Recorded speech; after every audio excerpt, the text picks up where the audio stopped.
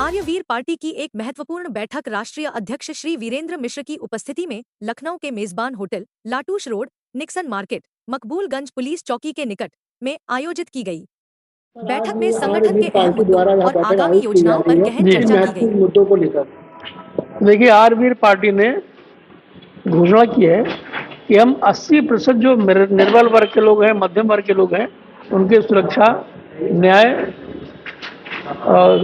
के लिए हम लोग कार्य करेंगे।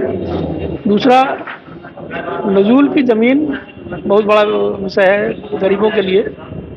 जो लोग 10 साल से नजूल की ज़मीन पे आशियाना बना के रह रहे हैं, वाटर टैक्स देते हैं, हाउस टैक्स देते हैं, उनको उसका मालिकाना हक दिया जाए।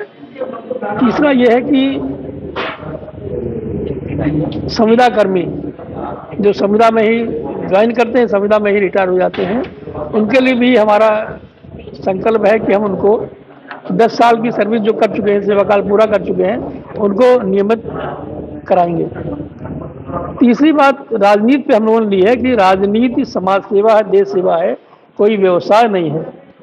तो सरकारी कर्मचारियों का, सरकारी अधिकारियों का भ्रष्टाचार रोककर हम जनता को काफ़ी कुछ मुहैया करा सकते हैं, क्योंकि अगर पैसा तो जनता का, ये हमारा आपका पैसा है, इसके एक एक पैसे का सदुपयोग होना चाहिए और जहां इसका दुरुपयोग होता है वो खुलासा होना चाहिए।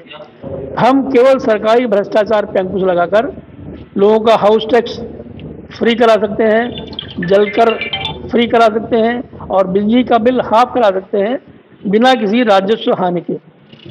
जैसा कि अभी आपने कहा कि जो नजूल की जमीन है, इसी तरह से अभी लखनऊ के अकबर को पूरा उड़ा दिया गया। जी, उड़ा दिया गया।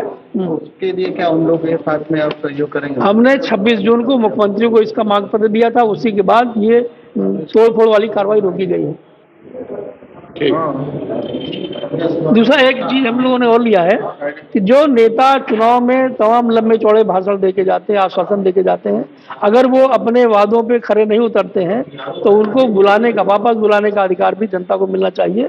जिस तरह हम अपने वोटों से जिताकर उन्हें संसद विधानसभा पहुंचाते हैं, उसी तरह उनको घसीट कर बाहर लाने का भी अधिकार पब्लिक को मिलना चाहिए। लेकिन जैसा कि आपने अभी कहा ना कि वोट तो आजकल तो कहते हैं ना, आदमी जिधर चला उधर ही चले। जैसे हवा चली, कमर की कभी चली, साइकिल की कभी चली, हाथ के पंजे की, आदमी उधर ही चलने लगता है। तो इससे आप क्या कहेंगे? आदमी नेताओं के स्वप्न दिखाने वाले बहाव में बह जाता है, तो इस पे लोगों को समझाना पड़ेगा, अंकुश लगाना पड़ेगा। और दूसरा देखिए, 80% लोग जो हैं, हम लोग, ये लोकतंत्र की रीढ़ हैं। मध्यम वर्ग के लोग, निर्बल वर्ग के लोग, मजदूर, किसान, मगर चुनाव जीतने के बाद, सत्ता में आने के बाद सरकारी कर्मचारी, सरकारी मंत्री, विधायक, ये लोग इन 80% लोगों को ओवरलुक कर जाते हैं, उनको भूल जाते हैं और केवल 20% जो बड़े बड़े उद्योगपति हैं, पूंजीपति हैं, उनकी गोद में खेलने लगते हैं। तो हम उन 80% लोगों को न्याय दिलाने के लिए संघर्ष करेंगे। जैसा कि अभी 9 सीटों पे उत्तर प्रदेश में चुनाव है, लेकिन इस समय कोई प्रचार प्रसार उस तरह का नहीं हो रहा, लेकिन पोस्टर वार हो रहा है और जाति जनगणना की बात की जा रही है। जी, जातिवाद तो देश का, समाज का बहुत बड़ा कोड़ है। जातिवाद के नाम पे हम वोट जरूर समेट लेते हैं, मगर देश को खंड खंड कर रहे हैं, देश को कमजोर कर रहे हैं और जो दुश्मन देश हैं उनको एक हम शक्ति दे रहे हैं हमारे ऊपर आक्रमण करने के लिए।